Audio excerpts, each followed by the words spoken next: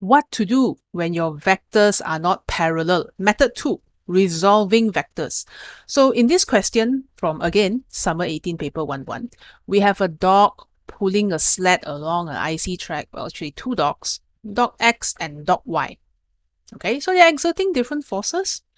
Dog X is a little bit more chunky, I guess, a little bit more strong, a little bit more strong. So it exerts a force of 200 Newton and everything is nicely drawn for you at an angle of 65 degrees. Okay, be aware this is an MCQ question now. Okay. And dog Y, which is dog down here, our friend down here, is exerting a force of 120 Newton only. Okay. But 45 degrees measured from the horizontal, and the sled kind of moves in this direction. Okay. So what is the resultant force? But you see, the question is very cute one. They just want the resultant, can we read the question now? Resultant forward force. Teacher, where is forward? Well, normally they label for you, or you use logic law. The dogs are facing here, right? One pull here, one pull here. So repeated forward is here, but they label for you already. So this forward force is in a horizontal direction. And now you think to yourself, teacher, this one can use the drawing method. Just a little bit hard because, well, number one, they did not exactly draw the vectors for you, right? What they did draw is the direction, but not the magnitude. So if you check the length of this arrow, I don't think it's in the ratio of 200 to 120. I don't think so lah. You can measure a bit lah, but I don't think so. All right. So of course, no one's going to stop you if you take out your ruler and your protractor and start drawing this on your paper 1. But you don't need to do so. In fact, it's more important. Actually, they are both important, but this method will haunt you throughout your physics career if you don't know how to do it right, which is called vector resolution. Meaning, if my vectors are not parallel, is there a way for me to make them parallel in this direction? Okay, so we're gonna check that out first. But this resolution of vectors, they have roots inside your vector drawing. Okay, so let's say I have I'm just gonna copy their drawing. Let's say I have a vector in this direction or okay, and remember this one here is 65, right? So I'm just gonna take this one. Okay, this is 200 Newton. I will call this F1. Okay, so F1 is in this direction. Okay, I don't know how to align myself. This direction, in this direction. Webcam problems. Okay, it's in this direction. 200 Newton, 65 degrees. So to make it horizontal, I think to myself, if I'm standing here and I want to give the Mr. Potato some potatoes here, I could walk along the diagonal, or I could go like this in the horizontal component direction, and then I could go like this. Let's make sure this 90 degree, and they would be the same. Okay, very nice. I'm going to label this one as FX1. So X for the horizontal direction. Okay, and I will label the vertical direction FY2. Sorry, FY1. Miss, why you care so much? Hiya.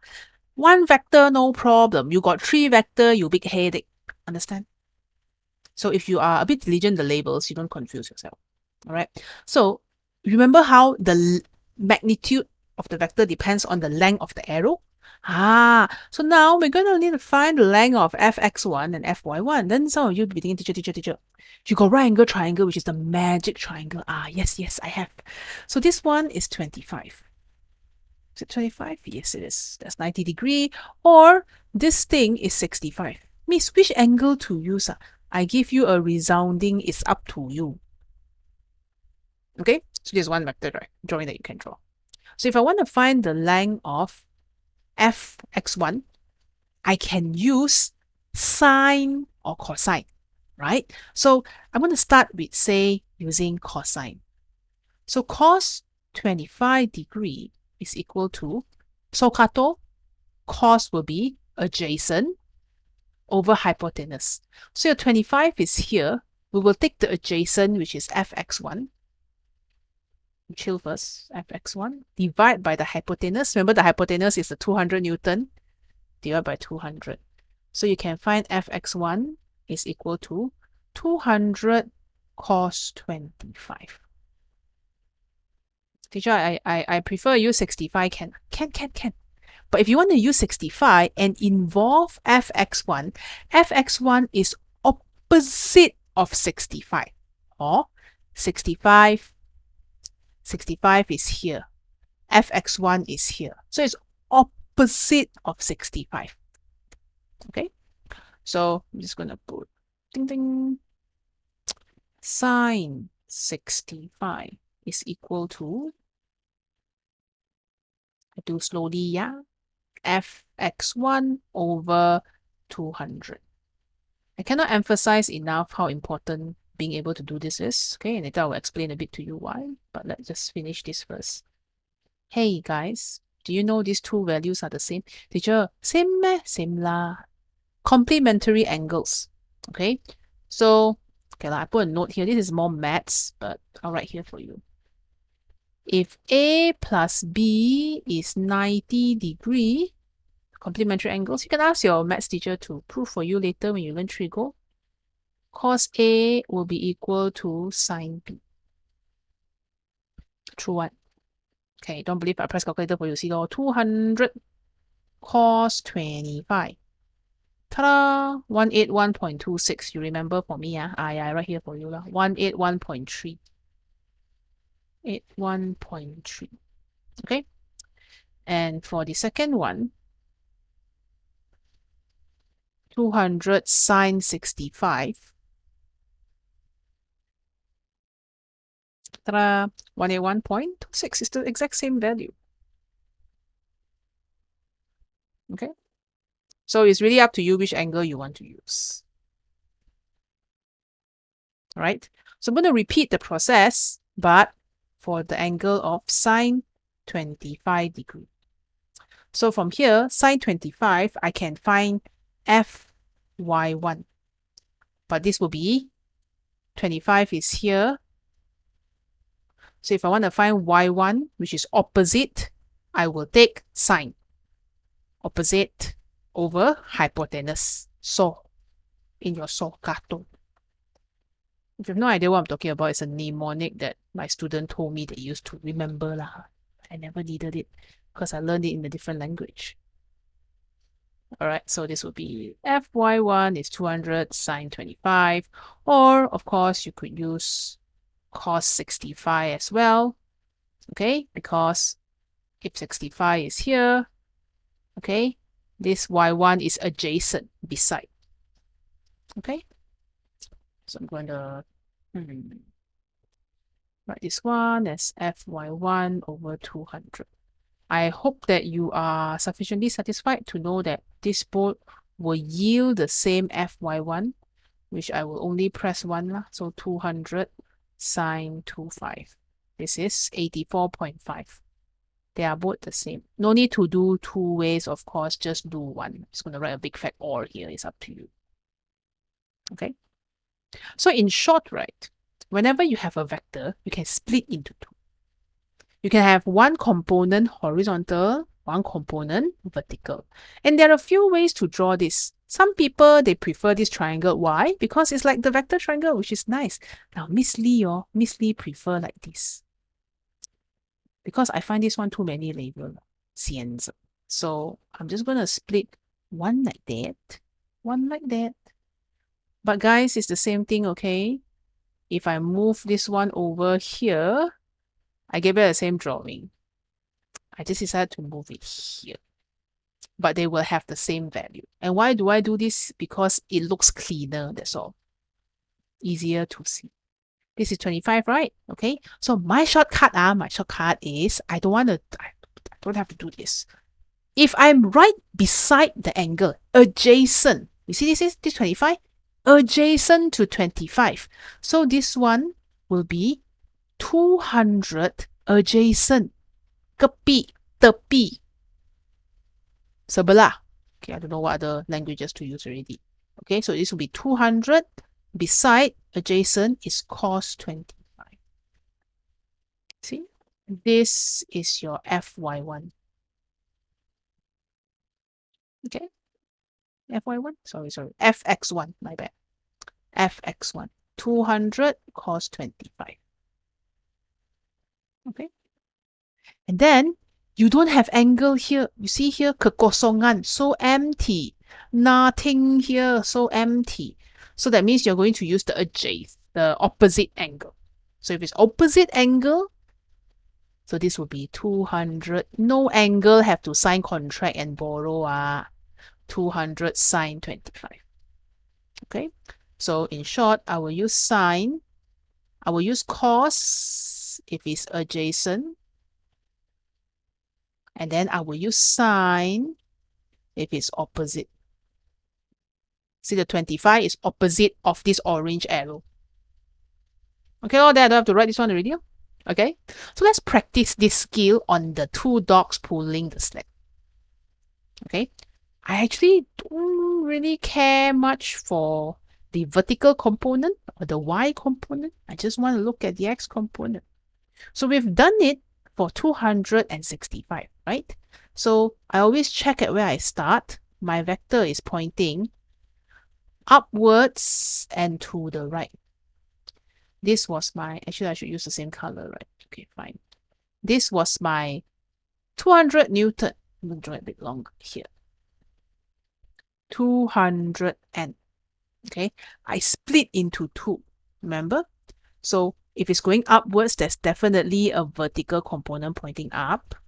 If it's going to the right, there's definitely a component to the right, or as they would like to call it, the forward force. Okay, you see here, got angle or not? Here, no angle, so empty. So I already know this force here will be 200, no angle, we sine 65. Sign contract to borrow from 65.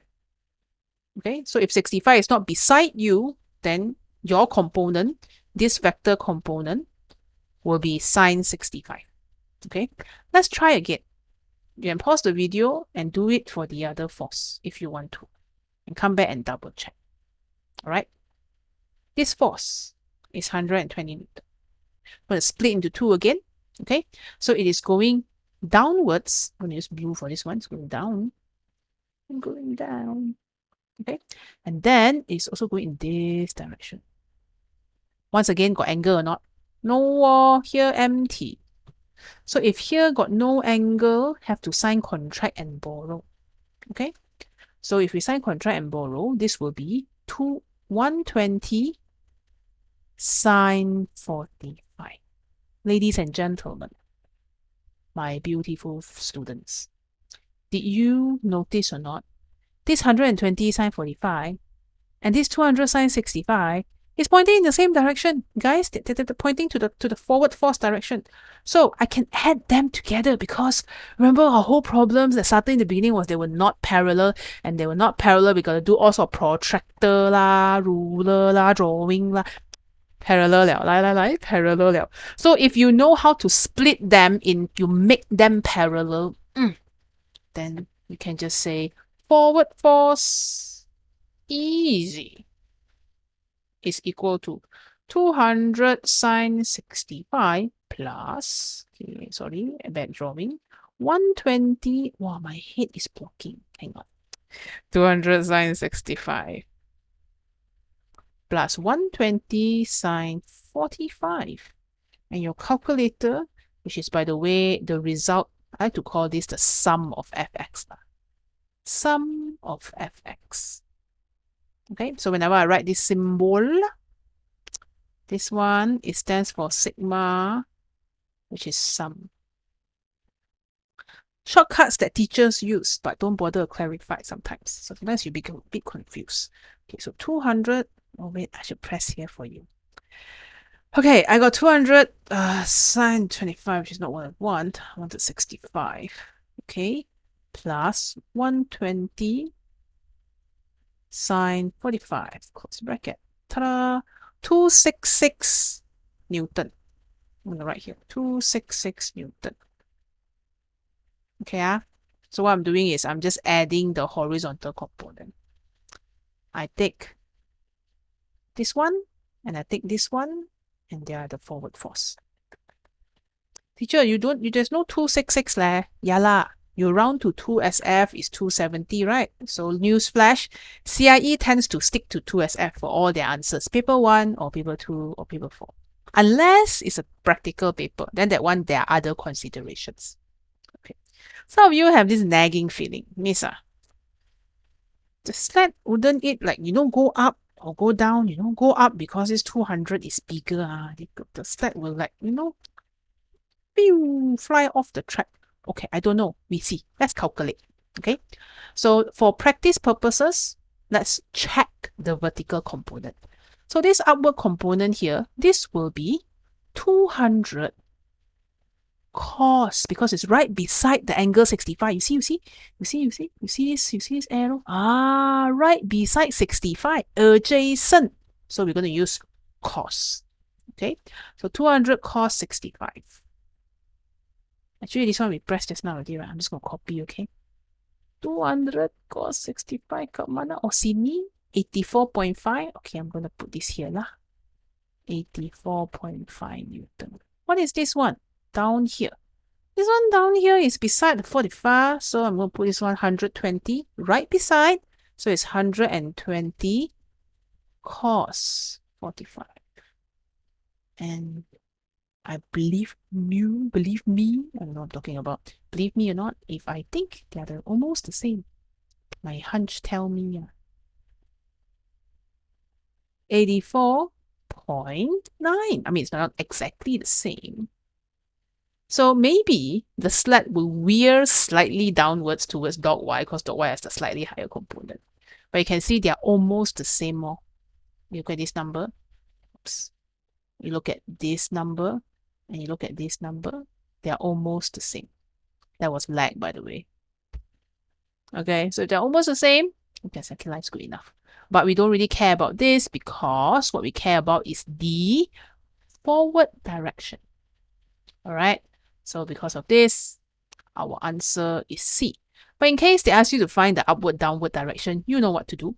Okay, so in this video, you learn resolving vector, which is a very, very important skill to have in physics. We are going to use this for chapter 1. We're going to use it for chapter 2. We're going to use it for chapter 3 and 4 and 5. Yeah. Yep, at least. Will you see it again in A2? Maybe. Stay tuned. All right, so that's it for this part of resolving vectors. Make sure you know what to do, how to split them, okay? And I'll see you in another video. Go practice, do some question, go grind some XP. Bye-bye.